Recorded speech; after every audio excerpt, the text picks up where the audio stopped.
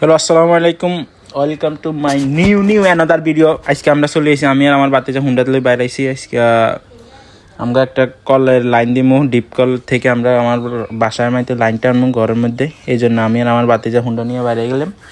বেড়াইতে ওরা কইতেছে, দেখ ভিউটা কত সুন্দর, আমাদের গ্রামেরও কইতেছে ঠিক আছে কি ভিউ সুন্দর। ও হুন্ডা চালাইতেছে, আমি পিছন দিয়ে ভিডিও করতেছি। ইয়ার পরে আমরা ভিউটা দেখে আমাদের গ্রামটা অনেক সুন্দর। কি আমি দেখাইতে পারিনি। এরপর আমরা চলে এলাম পাইপ ফিটের দোকানে, আমরা কিছু পাইপ কিনবো।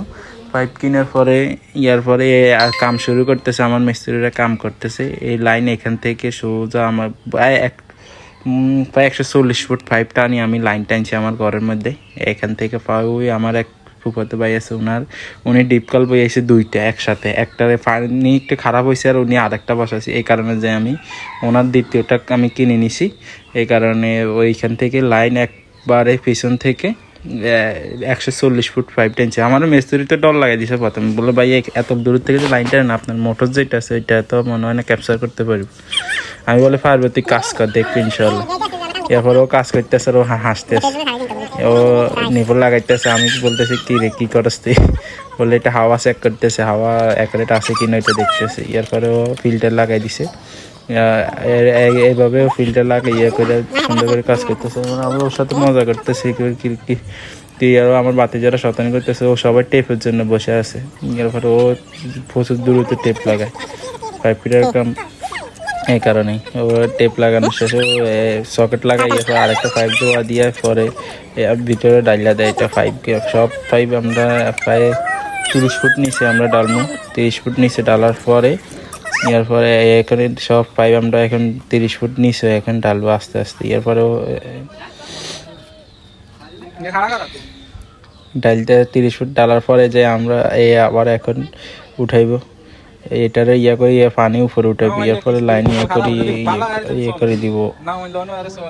যারা আমার ভিডিওটা নতুন তারা সবাই অবশ্যই ভিডিওটা লাইক এবং সাবস্ক্রাইব করবেন চ্যানেলটা। আর ফেসবুক পেজটা অবশ্যই ফলো করে রাখবেন, যেন আমি নতুন ভিডিও দিতে পারি। আমি দেশে আসার পর থেকে ঠিকমতো ভিডিও করি নাই, আলসিয়ার কারণে আর বন্যার কারণে, প্রচুর বন্যা। আমাকে পানিটা নিয়ে ওই কারণে আর ওইদিকে আর মন যায় না। পানি এখন ও বাইর করে ঢালিছে, বাইর করে এখন এখানে লাগাই দিই। এরপর আমরা সব মাটিগুলো করে রাখবো।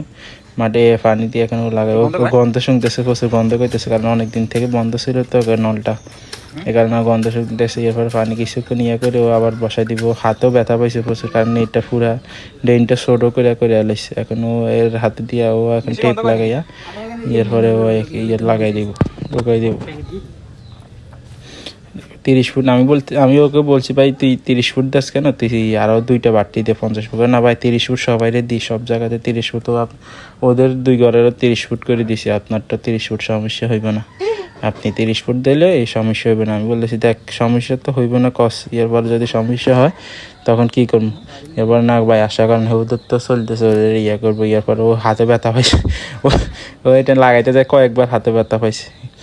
এবারে শেষ, তারপরে আমরা করে দিয়েছি। আর যারা আমার চ্যানেলটা অবশ্যই সাবস্ক্রাইব করুন, পাশে থাকবেন, ভালো থাকবেন সবাই, বেল আইকন দিয়ে পাশে থাকবেন। আমার চ্যানেলটা যেন ভালো হয়।